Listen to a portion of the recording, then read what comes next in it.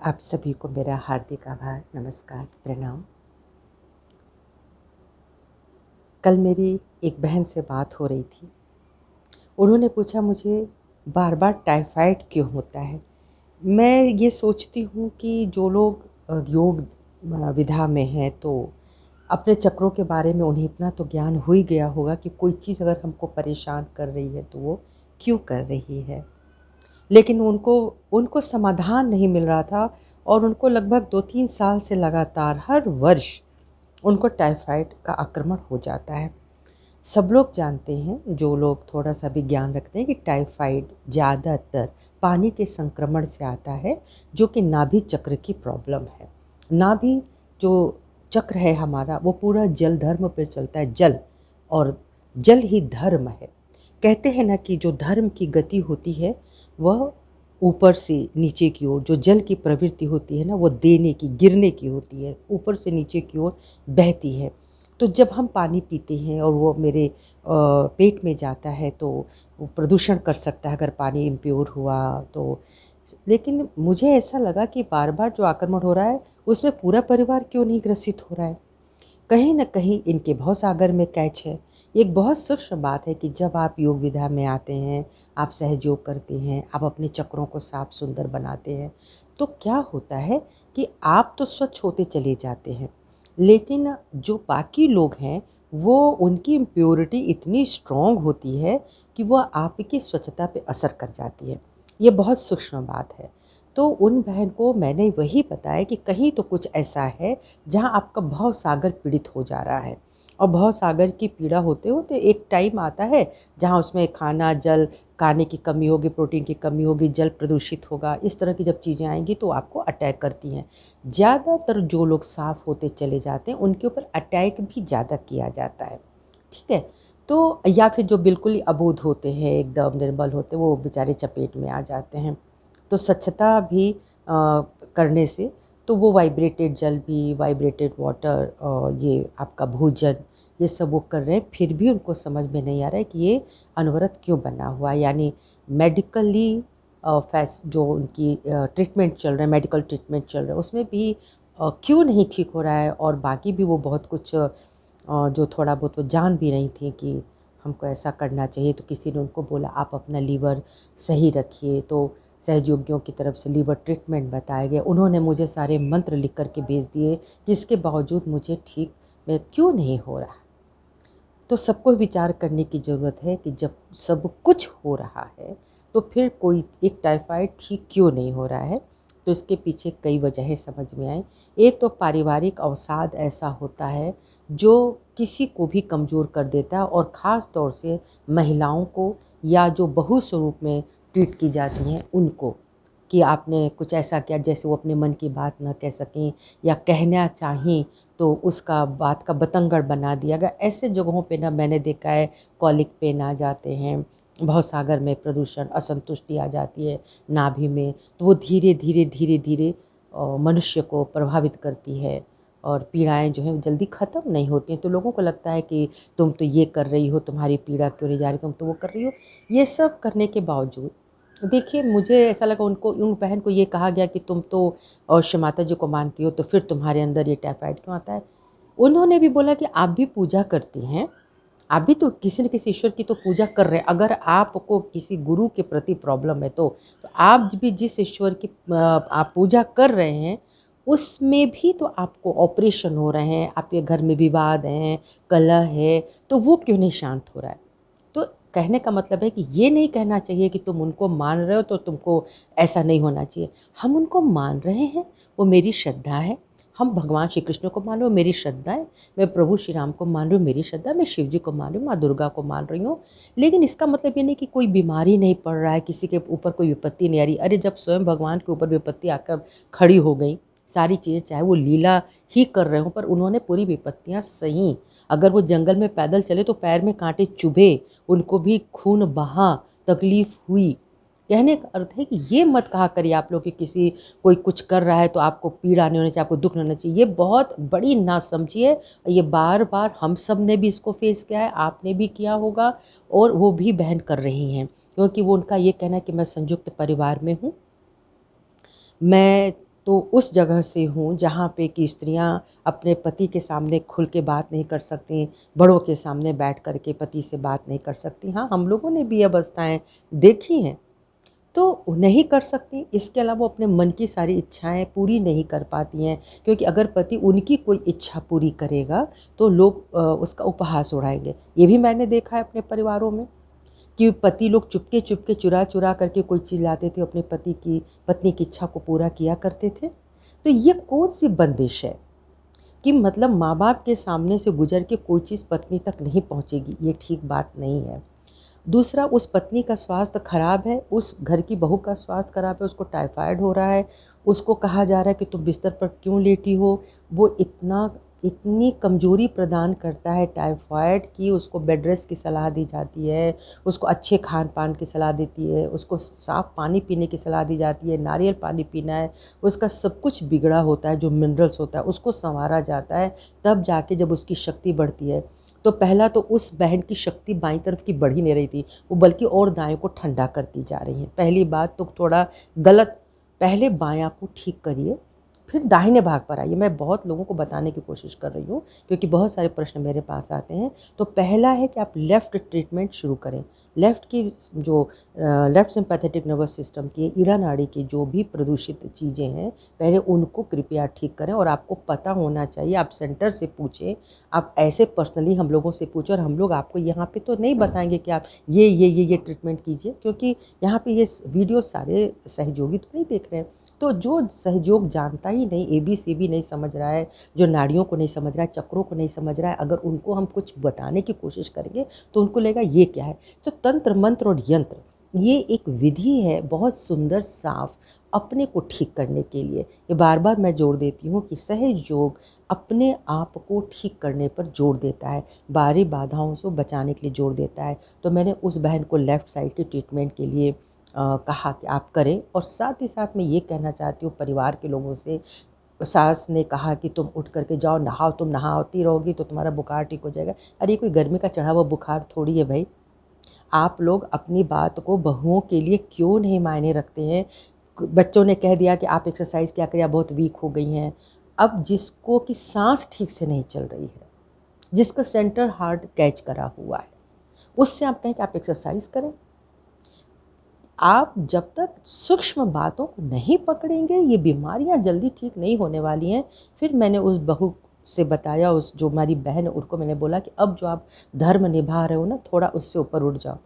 कि मैं बिस्तर पे पड़ी हूँ, अचानक मैं जाती हूँ, फिर मैं किचन में चली जाती हूँ, अभी मैं ड्रिप चल रहा है, ड्रिप जैसे ख़त्म मैं जाके बर्तन मांज जाती हूँ। मैंने कहा बस बंद कर दीजिए, क्योंकि अब महिलाओं को ये भी समझना होगा। ठीक है, कुछ महिलाएं कहीं डीठ होंगी, पर मैं उन महिलाओं के लिए बोल रही हूँ, उन बहनों के लिए बोल रही हूँ जो वाकई सिंसियर हैं, संवेदनशील है, अपने परिवार के लिए करती हैं, लेकिन अपने आप को पूरा समझ के चलिए। मैंने सबको बताया, बार बार लोगों को बताती हूँ कि आप करिए जितनी आपकी सामर्थ्य श्रद्धा है। जब उससे बढ़ जाए ना तो आप छोड़ दीजिए। आप 4 बातें सुनेंगी, सुन लीजिए। कोई भी आपको फूल पिरो करके माला बना के आपके गले में नहीं डालेगा, और न ही आपके करने पर कोई आपको क्राउन पहनाने जा रहा है। ठीक है?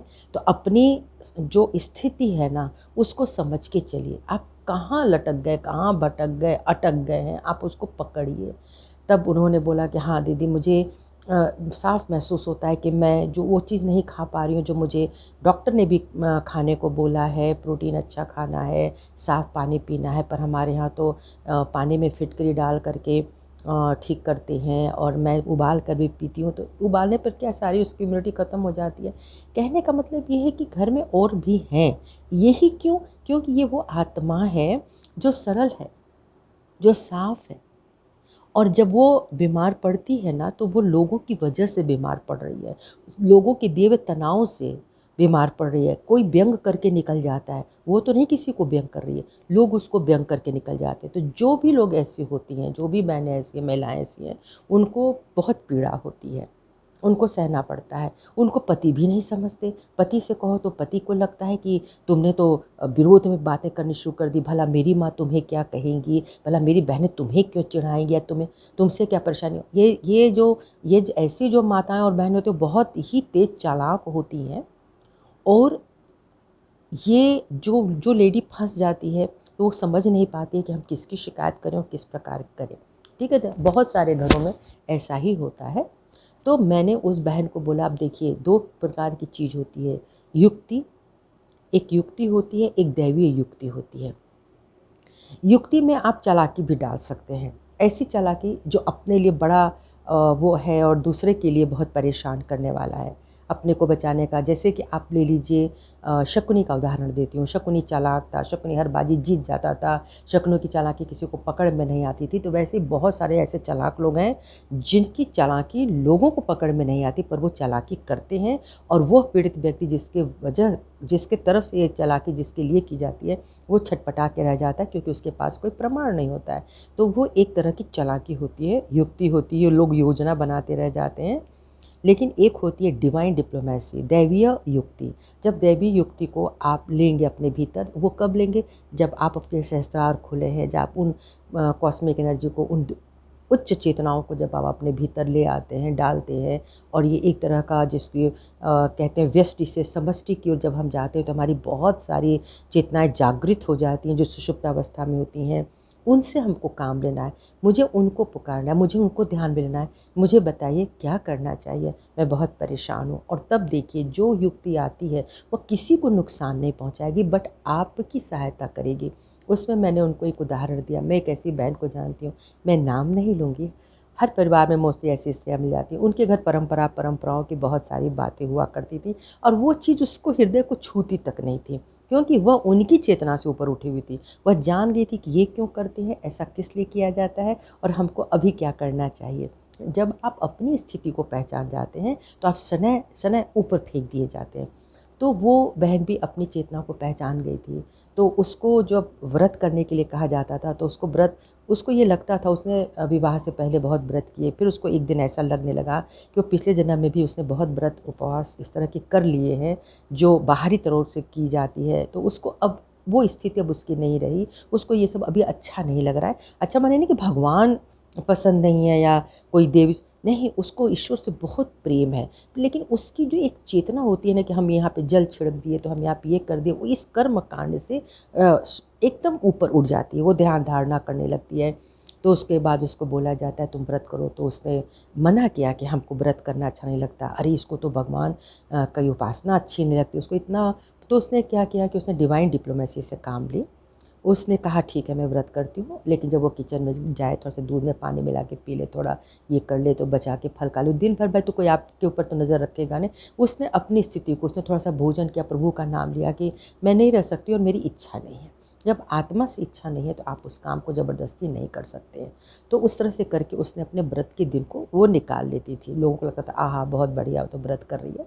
लेकिन धीरे धीरे उसके पति ने उसको जब समझा, तो बोले हाँ ठीक है, मैं भी इसको बहुत अच्छा नहीं मानता हूँ। ये स्त्रियाँ तीज का व्रत और ये व्रत करती हैं और दिन भर पड़ी रहेंगी और सिर पकड़ा रहेगा, उल्टी हो रहेगी, इससे कोई फ़ायदा नहीं होता। ठीक है, एक समय था, हुआ, अब आगे बहुत सारी चीज़ें बदलती हैं, हमारे वातावरण बदल जाते हैं, बहुत शुद्ध चीज़ें नहीं हैं, बहुत ख्याल कोई किसी का रख नहीं सकता। तो ये परंपराएं तब बनती थी जब वहाँ उसकी एक ज़रूरत होती थी। आज अगर उसकी ज़रूरत नहीं है तो आप उसको छोड़ दीजिए, ऐसा कुछ नहीं है। शुद्ध सुंदर बात हृदय में होनी चाहिए, हृदय सुंदर हो, व्यवस्थित हो, संयमित हो, यह सब होना चाहिए, ना कि आप किसी का दबाव देकर, डरा के, धमका कर किसी को बहुत पवित्र और बहुत धार्मिक नहीं बना सकते हैं। ठीक है, ये भीतर की चीज़ है, ऐसा मैं मानती थी। तो उस बहन का इस तरह से व्रत का हुआ। फिर उसका एक समय ऐसा आता है कि वो एक बहन प्रेग्नेंट होती हैं और उनको खाना भी बनाना पड़ रहा था, उनको परेशानी हो रही थी। डॉक्टर देख रही है कि भाई इसको देखो, इसका बीपी बढ़ रहा है, थोड़ा सा ध्यान रखिए, लेकिन नहीं, घर में फिर वही बात कि आपको दिन भर बिस्तर पे क्यों पड़ोगे, इधर करो, ये काम करो।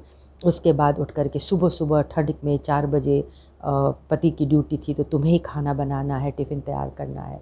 पति को भी इसका कोई भान नहीं होता था, क्योंकि और घर में करे कौन।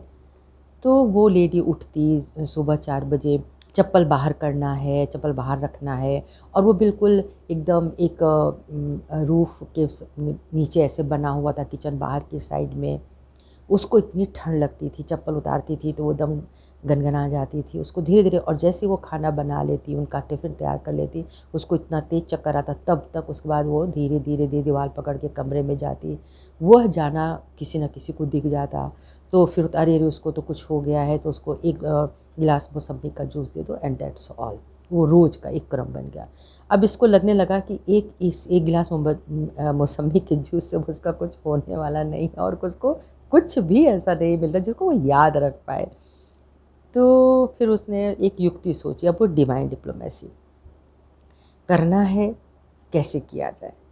तो फिर उसने एक जो डॉक्टर का प्रिस्क्रिप्शन था, उस प्रिस्क्रिप्शन को उसने लिया और एक सादा पेपर लेकर के उसके ऊपर उसने लिखा कि मैं बहुत ही फैनेटिक परिवार से ये ताल्लुक़ रख रही हूँ और यहाँ पे इतनी धर्मांधता है कि खाना मुझे बनाना पड़ रहा है। तो सुबह के ठंड में 4 बजे उठ कर के मैं किचन में जाती हूँ, रसोई घर बाहर आंगन की तरफ लगा हुआ है, मुझे ठंड लगती है, चप्पल उतार के बनाना पड़ता है। ये भी नहीं कहती कि तुम चप्पल पहन के बनाओ, सब सोए रहते मैं बनाती हूँ, मुझे इतने चक्कर पे चक्कर आते हैं। उसके बाद जब मैं पूरी तरह से गिर जाती हूँ तो मुझे डांटते हुए कि तुम अपना ख्याल नहीं रख रही हो, तुम तो बिस्तर पे सो गई हो, तुम्हें तो टहलना चाहिए, चलना चाहिए, मुझे बहुत परेशानी हो रही है, प्लीज़ मुझे बचाइए। जब वो फ़ोल्ड करके डॉक्टर के पास ले जाती है, डॉक्टर ने जब वो पर्चा देखा तो उसकी सास भी वहीं बैठी थी, पति भी वहीं बैठे थे और वो महिला बिल्कुल शांत थीं। जब डॉक्टर ने उसको पूरा पढ़ा देखा तो बोली, अच्छा मैंने आपको कुछ दवाएँ दी थी, आप लगता है कि काफ़ी लापरवाही हो रही है और आपका तबीयत मुझे ठीक नहीं दिख रही है, तो मुझे ऐसा करना पड़ेगा माताजी। और बीपी लिया उन्होंने, वो उसमें 180 200 शायद निकला, तो उन्होंने बोला कि ऐसा है, मैं तो इसको अभी एडमिट करूँगी, ये बच्चे के लिए ख़तरनाक है। वो सारे लोग ठक रह गए, नहीं नहीं नहीं नहीं, ऐसा मत करिए, ऐसी क्या चीज़ है कि इनका बीपी बढ़ जाता है, इनको कुछ करना भी नहीं होता, ये तो सोई रहती, तो पड़ी रहती हैं, ऐसा है वैसा है, जैसे सासें कहा करती हैं, टिपिकल।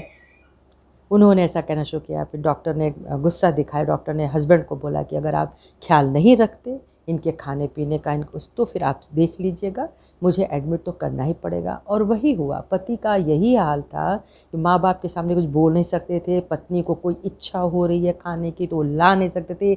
माने मैंने देखा है कि बहुत सारे लेडीज़ के हस्बैंड हैं, वो केयर करते हैं, तुम्हें रसगुल्ला खाना है, तुम्हें कोई विशेष चीज़ पसंद आ रही है, खा लो। वहाँ पे उससे कभी नहीं पूछा गया कि तुम्हारी खाने की इच्छा क्या है, जो बन रहा है सो खा लो, आपको पसंद है नहीं है कोई बात नहीं, मसाला पसंद है नहीं है कोई नहीं, आप खा लो बस। तो इस तरह से चल रहा था। तो तब उसने ये डिवाइन डिप्लोमेसी ली। लड़ाई भी नहीं कर सकती थी, वो करे तो क्या करे, ससुराल पे निर्भर थी। तो डॉक्टर ने फिर जब देखा कि नहीं, ये तब भी नहीं माना जा रहा, जब नेक्स्ट टाइम वो जाती है 15 दिन पहले, तो वो पूछते हैं और तुम्हारी दिनचर्या ठीक हुई, तो उसने धीरे से सिर हिलाया कि नहीं। उन्होंने कहा तुरंत एडमिट करिए, एकदम आइए हॉस्पिटल में एडमिट कीजिए, नहीं तो बच्चे के जान को खतरा है, मैं कुछ नहीं कर सकती।